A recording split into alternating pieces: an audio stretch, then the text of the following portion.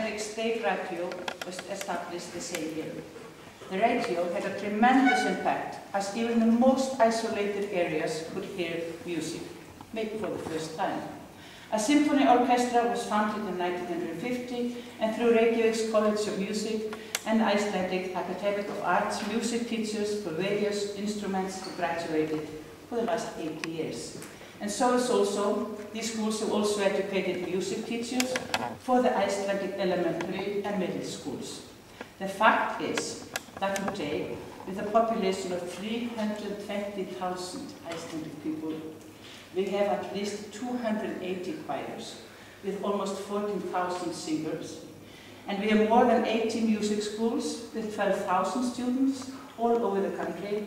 And we have numerous first-class musicians, choirs, and solo singers. Icelandic music teachers have sought guidance from abroad. Let me, as an example, mention a group of teachers and children choirs, directors, who went to field a trip to Hungary in the early 70s and came back with many songs and new way of teaching, like Kodai, for instance. In the upcoming years, many foreign musicians held seminars for music teachers thirsty for knowledge in the field. Icelandic choirs went on tour to other countries and attended choir festivals and brought home new songs and knowledge. The music teachers have a union, which has for 50 years held a number of seminars for choir conductors, and every second year we have national singing days with hundreds of children. The Icelandic Symphony Orchestra has been very supportive of the children choirs. As its annual Christmas concert in Reykjavik, one or more children choirs are always given the opportunity to perform with the orchestra. And touring Iceland, the symphony offers choirs in remote places to sing with a full-grown symphony orchestra. And that is an experience one never forgets, and especially not if you are a child. This is one of the privileges of living in a small community, where people know one another and are ready to help when asked. The same applies for Icelandic composers, who are most willing to write or arrange music for the children. When I started at my school, Kastaskóli, 36 years ago, I was fortunate enough to follow in the footsteps of a marching band that had been at the school for a decade. I played clarinet in that band, for instance. Kastaskóli was at that time probably the only elementary school in Iceland in which music was part of everyday life of teachers as well as students. The choir, which I started, was a logical extension, giving more students more options in music. It all originated on Friday, in early September 1976, when I advertised for applications. Around 100 students of ages 7 to 12 applied. As promised in the ad, I tried every one of them, and 5 hours later, I sat exhausted and depressed because only 1/3 of the students had passed the singing test. That was understandable, as almost no singing lesson had been given at the school. And compared with duty, I wrote 30 names and posted on the bulletin board and left for home. But on the playground, I met my destiny. In the dark, 3 little girls stood and waited for me to hear the result. 2 of the girls would see the names on my list, but the one with the biggest eyes and the fastest heartbeat would not. To cut a long story short, I made a short list long. Actually, I went back, I took down the list and shredded it. I wrote on the blackboard that everyone had passed the test. And 100 kids came to the first choir rehearsal next week, happy and proud, and 2 years later, there were 200. Now I have a singing school, and I've never, ever again held an audition. The school is, I think there are about 400 pupils, and they are, I keep on. A decision I made this afternoon in 1976 is, I believe, probably the best I've ever made during my whole career. Even the little girl with the big eyes turned to be a great singer after a couple of years, and so did her 2 children, who both sang with the choir some years ago.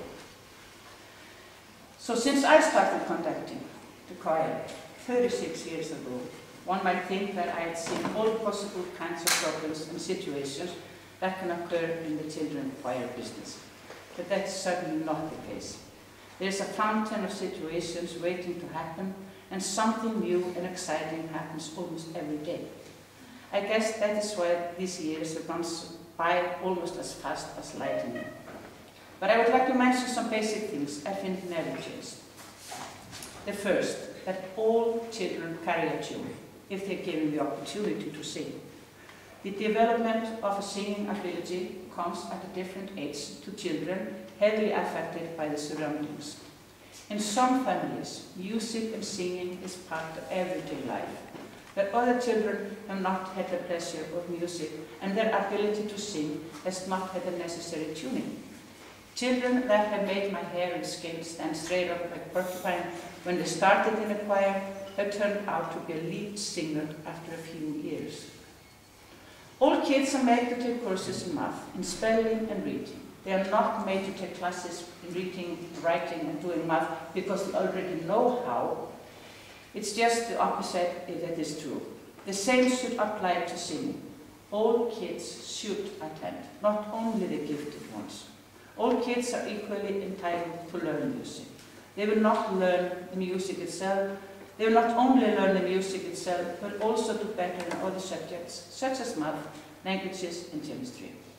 The structured music helps structure minds and makes learning easier. I've been most fortunate that the school authorities in my school agree with me. Therefore, the choir rehearsals for the students from age 8 to 12 are included in the curriculum and required for all children.